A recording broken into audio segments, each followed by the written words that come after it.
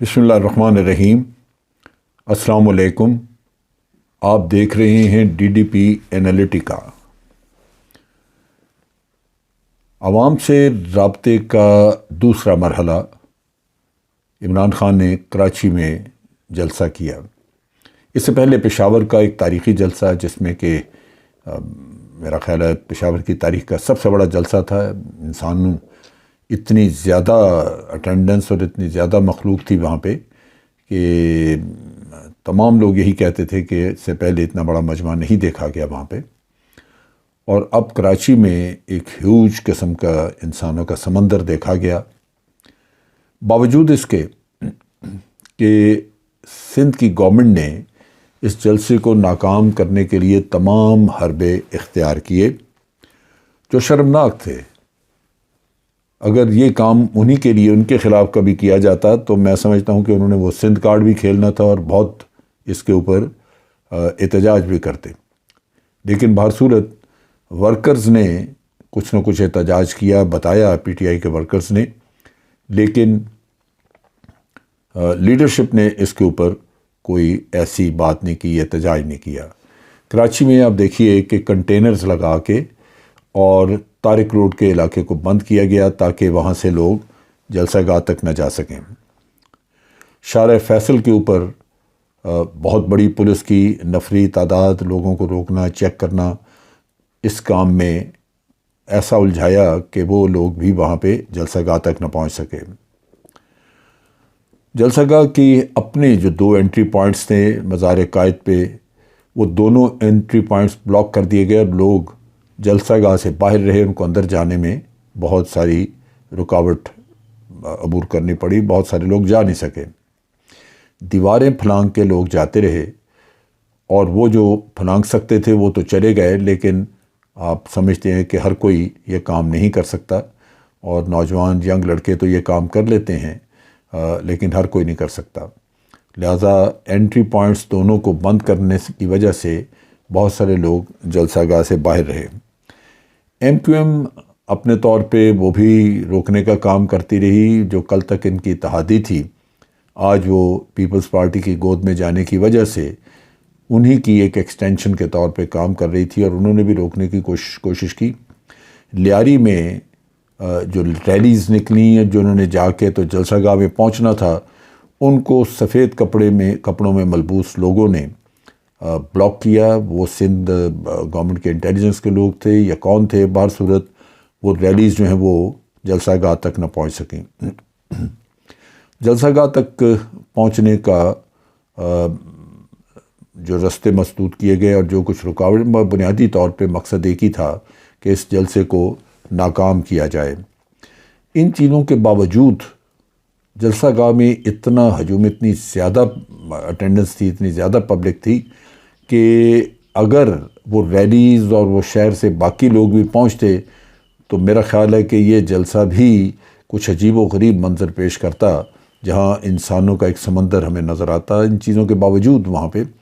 بے پناہ لوگ تھے، بہت بڑی اٹینڈنس تھی۔ نیوز چینلز کے اوپر آپ کو پتہ ہے پابندی، سینسر کیا ہوا، سوائے 1-2 چینلز کے، اور کسی نے یہ ایکٹیویٹی نہیں دکھائی، جبکہ یہ عام حالات میں اگر کوئی ایسا کام ہوتا ہے تو وہ اس کا سارا میڈیا شور مچا دیتا ہے کہ جی میڈیا کا گلا گھونٹ دیا، ہمیں حقیقت دکھانے کی اجازت نہیں دی جا رہی۔ اور آج میڈیا کو سانپ سونگھا ہوا تھا، کوئی کسی نے احتجاج نہیں کیا، کوئی بولا نہیں اور دکھایا بھی نہیں۔ جلسہ گاہ میں عمران خان پہنچے، بہت زبردست ان کا استقبال ہوا، اور پھر انہوں نے تقریر وغیرہ کی، اور وہ دیکھتے ہی برملا کہہ اٹھے کہ رات گئے عدالتیں کھولنے والوں آؤ دیکھو،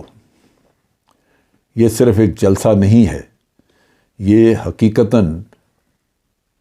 تسلط سے آزادی حاصل کرنے کی ایک تحریک ہے، آپ آ کے اس تحریک کو دیکھو۔ آزادی ہر شہری کا ایک بنیادی حق ہے، اور وہ ایک جذبے سے ملتی ہے، اور جذبہ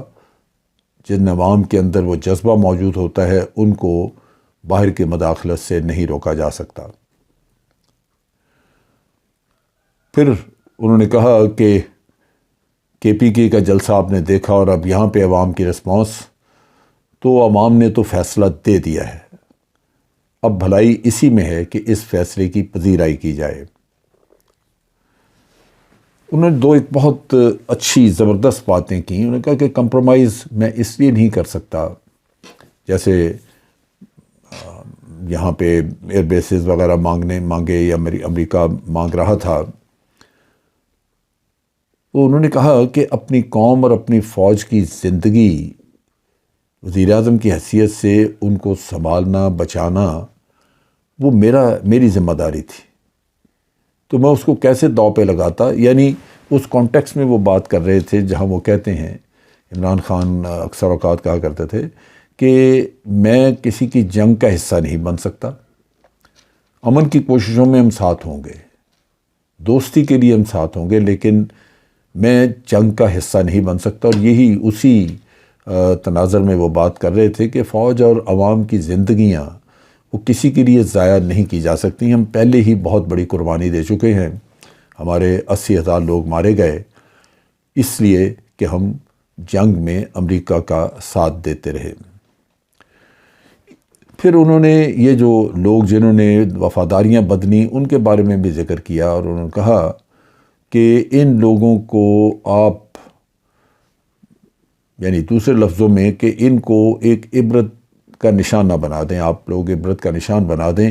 ان سے کوئی بات نہ کریں، ان کو بالکل ٹوٹلی ریجیکٹ کیا جائے، یہ لوگ جو اپنے آپ کو بکے۔ لیکن ساتھ یہ بھی کہا کہ حکومت میں ہوتے ہوئے پیسہ لگا سکتے تھے، لیکن میں نے پیسہ خرچ کر کے لوگوں کے ضمیر خریدنے کو مناسب نہیں سمجھا، یہ کام میں نہیں کر سکتا تھا۔ میں سمجھتا ہوں ایک اچھا رویہ، حکومت چلے گئی لیکن ایک اچھی روایت کہ آپ نے خرید و فروخت کا عمل نہیں کیا، اور لازماً ضمیر خریدنے سے حکومت تو کچھ دیر رہ سکتی ہے، لیکن اس کی اخلاقی بنیادیں اتنی کمزور ہو جاتی ہیں کہ وہ عوام کے دلوں میں جگہ نہیں بنا سکتی۔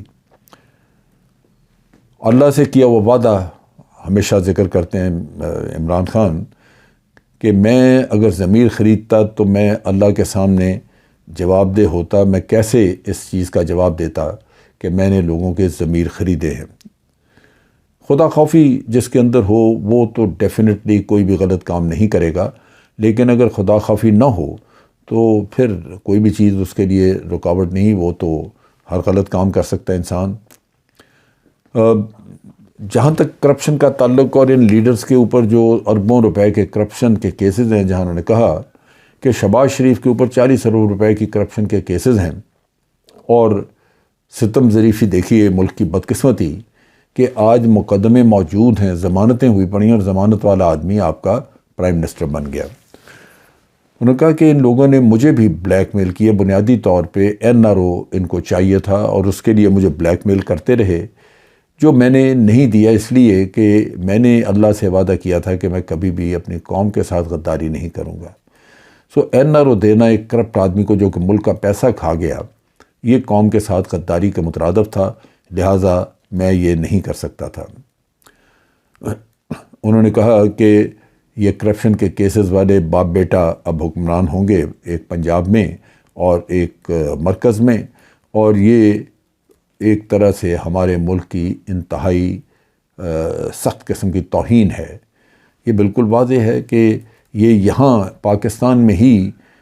یہ کام ہو سکتا ہے، اور میں نہیں کہتا کہ یہ میرا اپنی سوچ ہے کہ عوام شاید اس معاملے میں سینسٹیو ہیں، وہ شاید اتنا نہ کرتے، لیکن ہر پارلیمنٹ میں جیسے 174 لوگ اپنا ضمیر ایک طرف رکھ کے تو انہوں نے شہباز شریف کو پرائم منسٹر چنا، اسی طرح پنجاب اسمبلی میں بھی 197 کے قریب لوگ تھے، 197، جنہوں نے اپنے ضمیر کو کچل کے، اور بلکہ یوں کہہ لیجئے کہ ضمیر کو بیچ کے انہوں نے حمزہ شہباز کو چیف منسٹر چنا۔ لہذا عمران خان کا کہنا تھا کہ جو قومیں چور کو چوری کی سزا دینے کے بجائے اس کو وہاں پہ معتبر بنا کے بٹھا لے،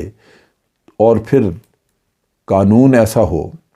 کہ وہ چھوٹی چوری والے کو تو پکڑ کے سزا دے دے، لیکن اتنی بڑی بڑی چوری کرنے والوں کو وہ کچھ نہ کہے، تو پھر یہ قومیں زندہ نہیں رہ سکتی، یہ برباد ہو جاتی ہیں۔ یہ بات درست ہے کہ اصولی طور پہ قانون جو بھی جس ملک کا بھی ہو اس کے عوام کے لیے، ہر طبقے کے لیے وہ ایک یکساں اس کی اپلیکیشن ہونی چاہیے۔ لیکن اگر یکساں اپلیکیشن نہیں ہوگی اس کی، یعنی قانون کا دور دورہ نہیں ہوگا، قانون کی حکمرانی نہیں ہوگی، تو پھر اس سوسائٹی کو کوئی بچا نہیں سکتا۔ انہوں نے کہا کہ اب دیکھیے سزا یافتہ بھاگا ہوا جھوٹ بول کے نواز شریف باہر بیٹھا، لیکن اب وہ واپس آنے کی تیاری کر رہا ہے، اور اس کی وجہ یہی ہے کہ وہی خاندان موجود ہے، وہ سارے ایک دوسرے کو سنبھالا دیں گے، پروٹیکٹ کریں گے، اور قوم کا پیسہ لٹے کا لٹا رہ جائے گا۔